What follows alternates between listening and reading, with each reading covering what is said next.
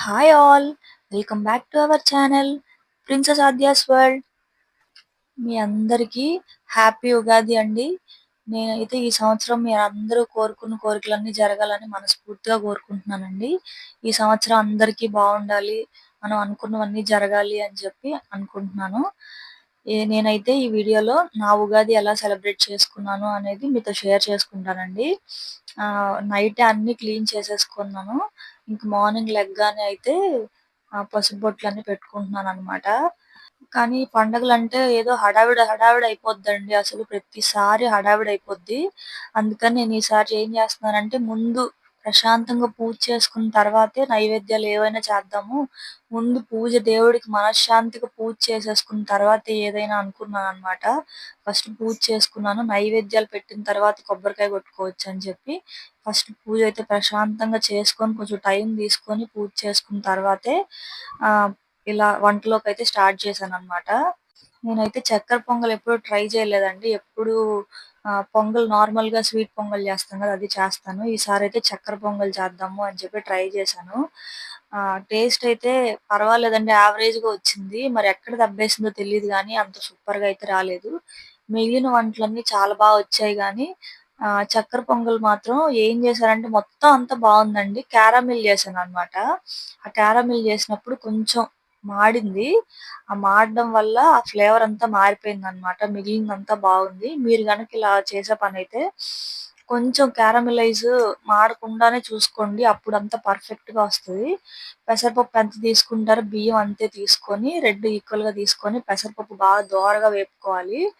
2 కడిగేసుకొని వాటర్ 1:2 వేసుకొని పొయ్యి మీదేసుకోవాలి. బాగా జావలాగా ఉడకాల్సిన అవసరం లేదనమాట. కొంచెం పలుగ్గానే ఉండాలి. ఈ స్టేజేనండి నేనైతే ఏం చేశానంటే, మామూలుగా షుగరేసేసినా బావుంటది. మంచి కలరొస్తది గదా అని చెప్పి, ఇది కొంచెం చిన్నది మాడిందనమాట. దానివల్ల ఫ్లేవర్ అనేది కొంచెం పాడైంది. ఇంకా అది తర్వాత ఇంక మిగిలిందంతా చాలా బా వచ్చింది. అసలు కలరయితే చాలా బా వచ్చింది. ఆ చిన్నది కొంచెం నాకు కొంచెం బాలేదనిపిచ్చింది. చక్కెర పొంగల్‌కేందంటే నెయ్యి కొంచెం ఎక్కువ పడుతుందండి. ఎంత బాగా నెయ్యేసి బాగా వేపుకుంటామో అంత టేస్ట్ వస్తుందనమాట. నేను ఈసారి ఇంకొకసారి చేసినప్పుడు ఇంకా బాగా నీట్‌గా ఎక్స్‌ప్లెయిన్ చేస్తాను. మొత్తం అంతా బా వచ్చిందండి. 75% బా వచ్చింది. 25% పోయిందనమాట. నెక్స్ట్ టైమ్ 100% బాగొచ్చినప్పుడు మీకు పక్కా కొలతలతో అయితే చెప్తాను. కానీ మీరు మాత్రం ఈ పద్ధతి ఫాలో అయ్యే పనైతే ఈ స్టేజ్‌లో ఇక్కడే దించేసేయండి. నేను దీని తర్వాత గూడా పెట్టేసాననమాట. ఈ స్టేజ్‌లో గనక దించేసుంటే చాలా పర్ఫెక్ట్‌గా వచ్చేది. కొంచెం చిన్నది మాడింది. అందువల్ల నాకు కొంచెం ఆ స్మెల్ అనేది కొంచెం పోయింది.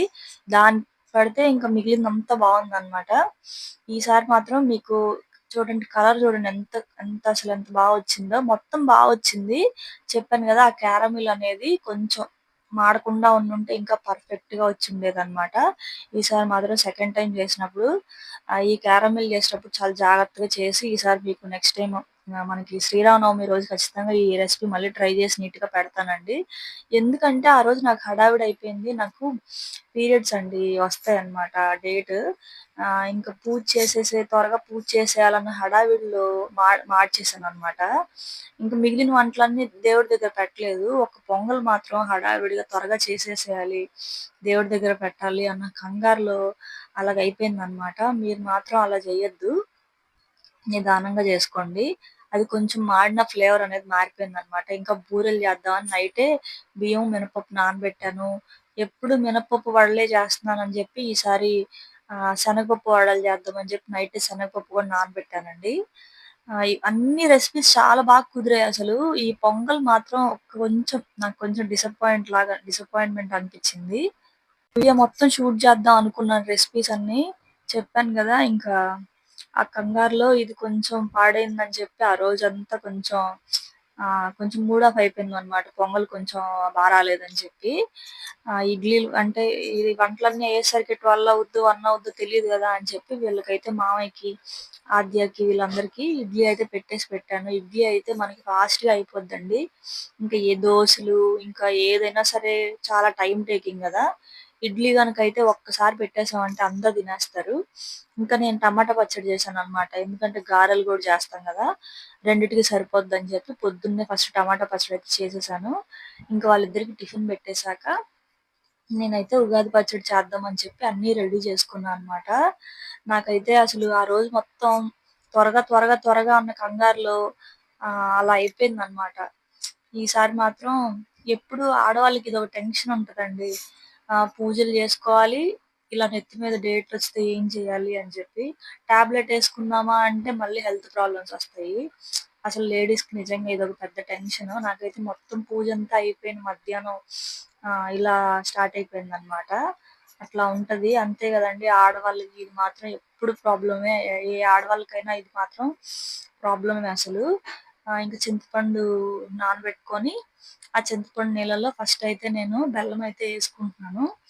దీంట్లో అరటిపండు ఇంకా శనగపప్పు మా సైడ్ వేయరు. నెల్లూరు సైడ్ వేయరనమాట. అరటిపండు వేయరు. ఇంకా శనగపప్పు గూడా ఎయరు.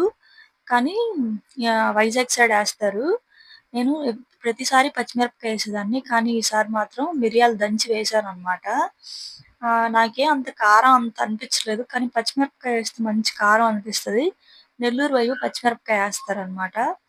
ఇంకా నేనైతే ఈసారి వైజాగ్‌ది చేశాను. ఎవ్రీ ఇయర్ వైజాగ్‌దే చేస్తున్నాను పెళ్ళైనప్పటి నుంచి. పెళ్లి కాక ముందు మాత్రం నెల్లూరు స్టైల్ చేసేదాన్ని. దాంట్లో ఏందంటే శనగపప్పు ఎయరు, అరటిపండు ఎయరు, పచ్చిమిరపకాయ యేస్తారు. మిరియాల పొడి ఎయరనమాట. మాది కొంచెం వేరు. కొంచెం ఇది థిక్‌గా వస్తది. అరటిపండు ఎయడం వల్ల ఇది కొంచెం థిక్‌గా ఉంటది. మాది కొంచెం పల్చగా ఉంటదనమాట ఉగాది పచ్చడి. వాటర్‌గా ఉంటది. అదనమాట. కానీ టేస్ట్ వైస్ 2 సిమిలర్ గానే ఉంటాయి. కానీ పచ్చిమిరపకాయ ఏసిన టేస్ట్ కొంచెం డిఫరెంట్‌గా ఉంటది. ఇంకా మిగిలిందంతా సేమే అన్నమాట. అరటిపండ్లు వేయడం వల్ల ఇది కొంచెం థిక్‌గా ఉంటది. కానీ కారం మాత్రం నాకస్సల మిరియాల పొడి వేయడం వల్ల అంత కారం అనిపించలేదు. పచ్చిమిరపకాయ ఏస్తే మాత్రం బావుంటదండి. టేస్ట్ కొంచెం డిఫరెంట్‌గా బావుంటది. కొంచెం కారంగా గూడా ఉంటది. మిరియాల పొడి వేయడం వల్ల అసలు కారం అనిపించలేదు నాకు. ఇంకా మామిడికాయ గూడా ఇప్పుడే రావడం గదా! అసలు భలే ఉందండి మామిడికాయలు. కొత్త అంటు మామిడికాయలు అంటారు నెల్లూరు సైడు.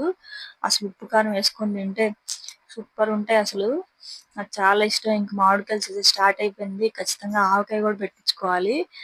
భారతి చేస్తదండి ఆవకాయలు అవన్నీ. నాకు నాకు నార్మల్ రోటి పచ్చళ్ళు అంటారు గదా! అవి కొంచెం బాగా ఇష్టము. చేస్తాను గూడా చేస్తాను. నిలువుండే పచ్చళ్ళు నాకు రావన్నమాట.